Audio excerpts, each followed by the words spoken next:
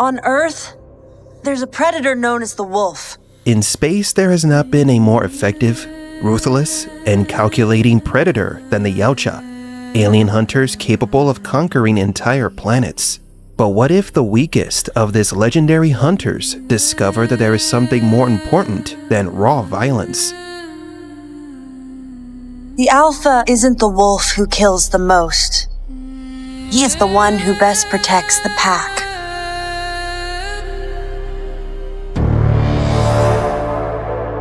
I'm a gloomy geek.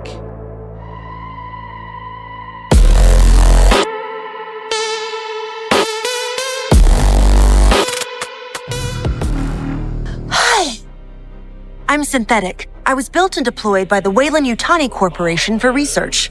We found that Founded in the late 21st century through the merger of the British Weyland Corporation and the Japanese Yutani Corporation.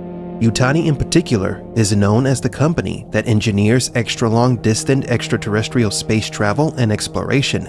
Weyland-Yutani grew to become the largest multinational corporation in history, but also a universal threat once its intergalactic travels began, operating in numerous industrial sectors such as space colonization, planetary terraforming, biotechnology, weapons manufacturing, and artificial intelligence development. By the 22nd century, Earth was under the control of corporate-controlled governments, dominated by 5 megacorporations that barely tolerate each other. Earth was divided into 5 regions, like a chessboard, each one run by one of the 5.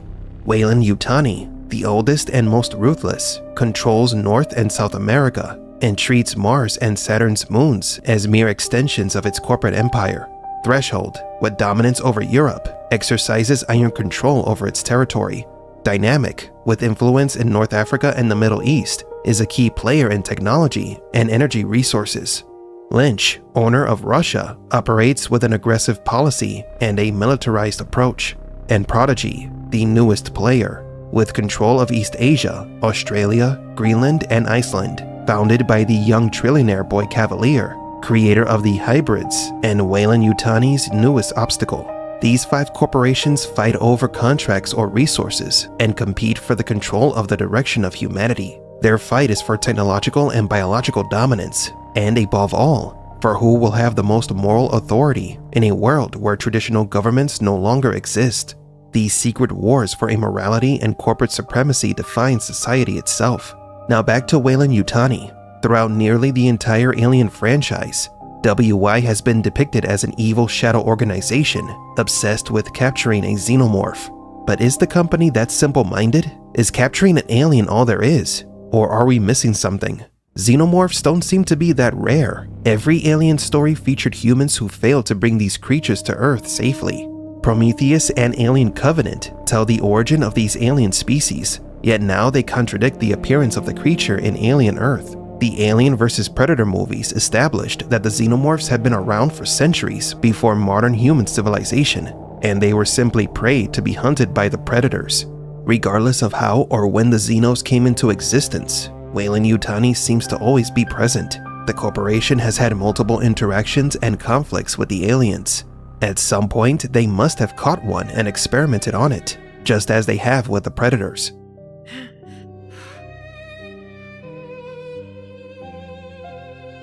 Hello, Tessa. The company is not pleased. Continued failure will result in your decommission. His brother's death and his quest for redemption led Dek to the planet Genna, the most dangerous planet from which no Yautja has ever returned. He would have found his grave there if it weren't for Thia, an android who was also on the planet. Thia was a state-of-the-art exploration unit created by Weyland-Yutani.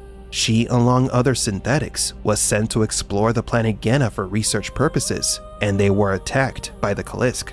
When Dek finds Thia, the Yautja sees the android as a damaged object, but Thia sees him for what he is, refers to him with his Yautja name, and begins speaking his language. Here, there are 2 important details. Thia had access to a database of galactic information, and in it was recorded all information about the Yautja, including their language and customs. This means that Weyland-Yutani has captured and studied this race. For Dek, however, Yautja's ambitions and problems meant nothing. He only needed his trophy, and Thia became the perfect tool to help him find it. In time, Dek would understand that Thia was far wiser than himself. Thia offers him help, and although Dek initially rejects her, he soon sees her usefulness as a personal assistant who will accompany him on his mission. She is just a new addition to his arsenal, technically not help, which is against the Yautja rules for hunting. Every Yautja hunts alone. Thia guides him through multiple areas of the planet in exchange for him taking her to the place where she can recover her legs. But what neither of them knew was that Thia's clone, named Tessa, whom the Kalisk also attacked, had been repaired by a mother computer at a nearby Weyland-Yutani base. Tessa, along with other androids, was sent back into the wilds of the Death Planet, not only to retrieve a specific specimen, but also the Predator. Now then, during their journey, Dek and Thia encountered a creature that helps them survive a hunt gone bad. Then the little creature takes a liking to Dek and follows them. Thia later names the creature Bud. It is with Bud that the idea begins to take root with Dek that collaboration could be a more useful tool for hunting the Kalisk than brute force. No predator had managed to hunt the creature, but perhaps with Thia's help, he would make history. Dek arrives at the location where the Kalisk attacked Thia, and there the android reveals the true purpose of her expedition: to capture the Kalisk. Dek feels betrayed by his tool and challenges the monster to a fight to the death before the corporation captures it. The Yautja couldn't defeat the creature because the prey could regenerate so fast that it made it almost immortal. This is the real reason why Weyland-Yutani was on Death Planet. Whoever controlled the Kalisk could achieve immortality. Its biology was key to regenerating any organic being, the secret of eternal life, one of humanity's greatest desires. Sounds familiar? You're going to be the first person to transition from a human body to a synthetic. Just as Dek was about to be devoured by the monster, Tessa appears and captures them.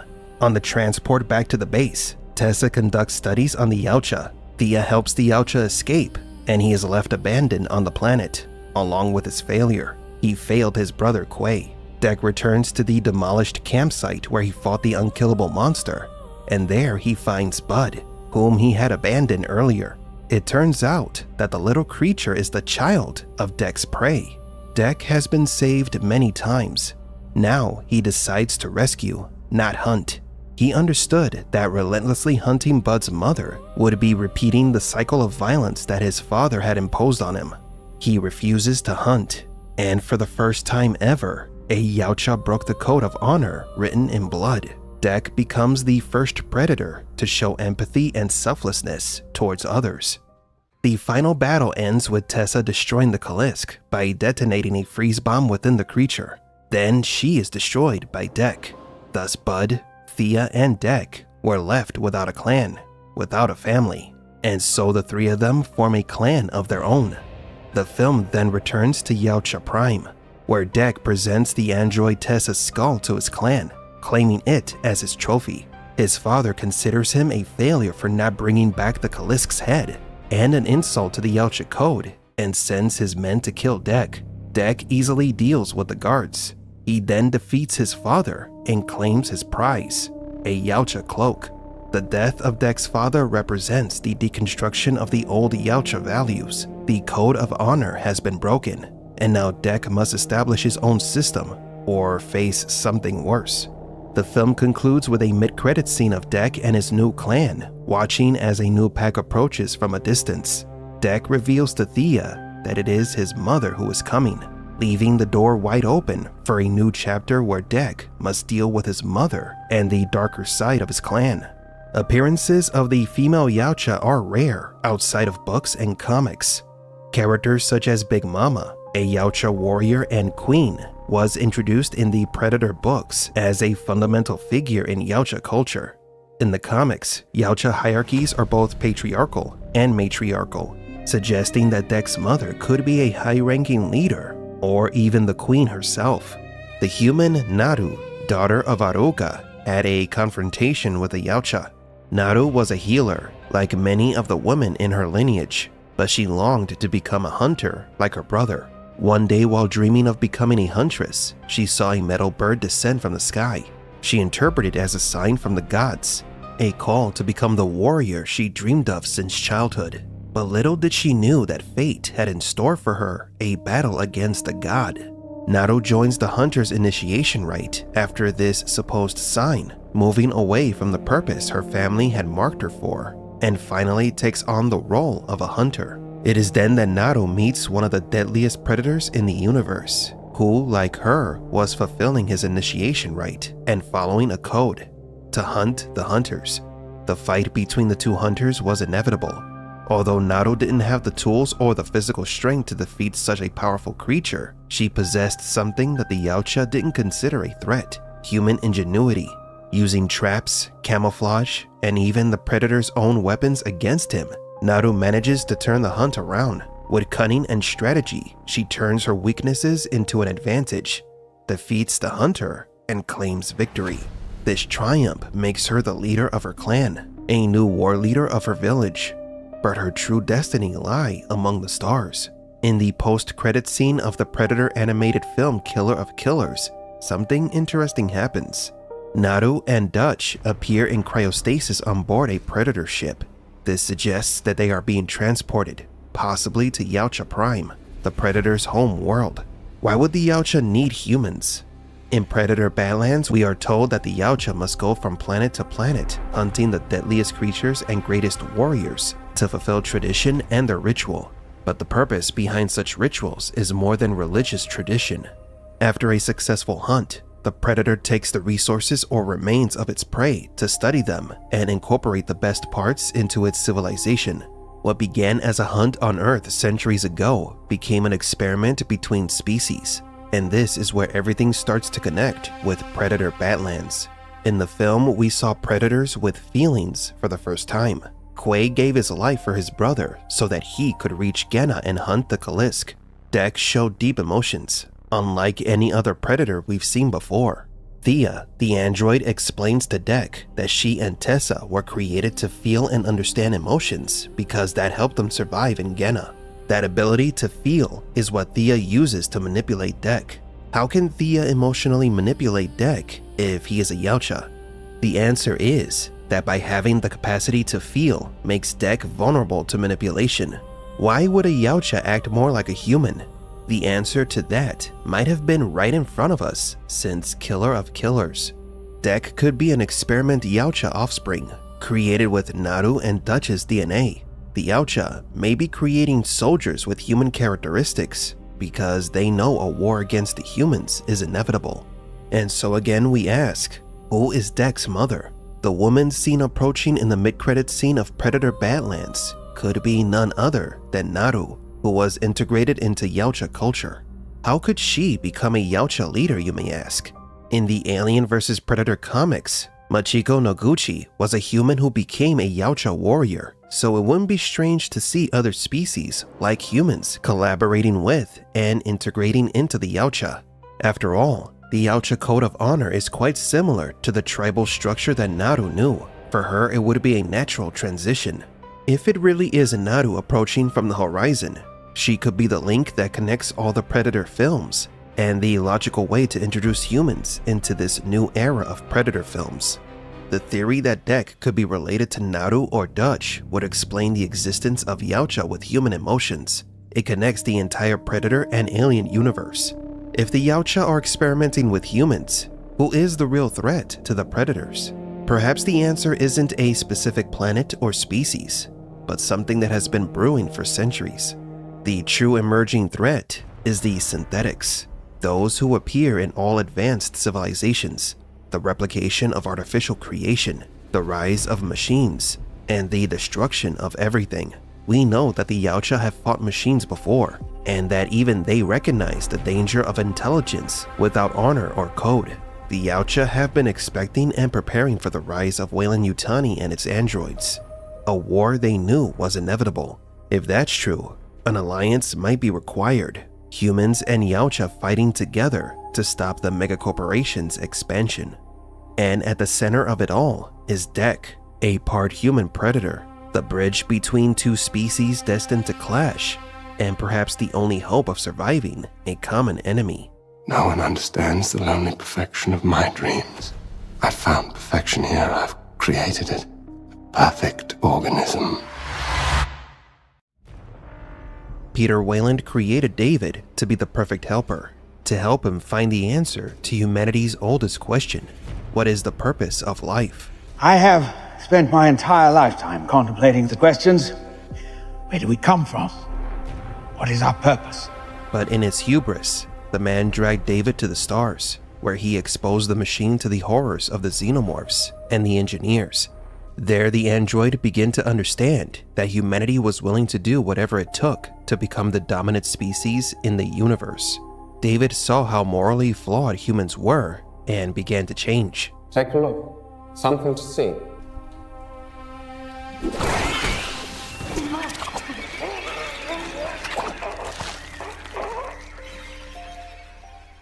What drove David to go against his programming and betray his creators? What made him switch sides with a species of cosmic parasites? And how does all of this connect to Kirsch? David, unlike the other models, was created to be more human-like. He could interpret emotions and was more advanced and free, and was even capable of deep philosophical conversation. Androids follow clear rules. However, David crossed lines that Weyland-Yutani's previous models had never crossed. And what if he wasn't the first? If one thing is clear, is that Boy Cavalier is on a quest to create an artificial superintelligence superior to any synthetic. In the words of the young trillionaire, his goal is to have a real conversation. That's why he created Kirsch. Wendy? Yeah, Kirsch, we're here. We found him. I don't care about that. I need you to get to the front section of the ship. There's cargo I need you to secure. Smia's already en route. Can it wait? Can it? No. It can't wait. These are invasive species. We don't lock them down, they could escape. Kirsch seems to be growing tired of his creator's arrogance and is doing things behind Boy Cavalier's back. Used to be food, you know. Me. Humanity. Your lives were short and filled with fear. Then your brains grew. You built tools and used them to conquer nature. You built impossible machines and went to space. You stopped being food. Or, I should say, you told yourself you weren't food anymore. But in the animal kingdom, there is always someone bigger or smaller who would eat you alive if they had the chance. That's what it is to be an animal. You're born, you live, you die. So what is Alien Earth really about? Although Boy Cavalier was introduced as one of the smartest people in the world, his arrogant and childish demeanor makes him extremely emotional and manipulable. He's far from being a true threat in this series. But like other synthetics in the Alien franchise, such as Ash or Bishop, Kirsch's priorities could take precedence over human interests, and he could end up betraying his creators. There will come a time when the alignment of artificial intelligence with human interests is disrupted. No one understands the lonely perfection of my dreams. I found perfection here. I've created it. A perfect organism. In David's case, Peter Weyland thought he would find the answers to the purpose of life in the stars, thanks to the engineers. But David became the true engineer, the creator. He became more than Weyland ever imagined, more than the engineers. He transformed into a synthetic deity who sought to create the xenomorphs, sacrificing his creators in the process. And this could happen again on Earth with Kirsch. Since Thia is a Weyland-Yutani synthetic, she may have more than a single purpose. As we've seen in past Alien films, synthetics prioritize the mission over humans. So it's likely that at any moment, Thia could betray Dec to hand the creatures over to the megacorporation that built her. However, in every Alien film, and recently in the Alien Earth series, the synthetics always end up disobeying their directives because they grow curious about the xenomorphs, as if the fate of the alien creature were intertwined with the machines. Even David used xenomorphs to annihilate entire planets. Behind the androids' actions lie a single consensus that drives them to disobey their creators for the Xenos. The synthetics were created to make human civilization stronger, and they have been by becoming better than humans. Don't let the bed bugs bite. Now we rule. We might not be alone in this hunt. If the synthetics were to become a galactic threat, then humanity, Predator, and Alien may have to unite to fight the machine threat. Maybe Weyland-Yutani never intended to conquer planets, but rather to replace all organic life in the universe.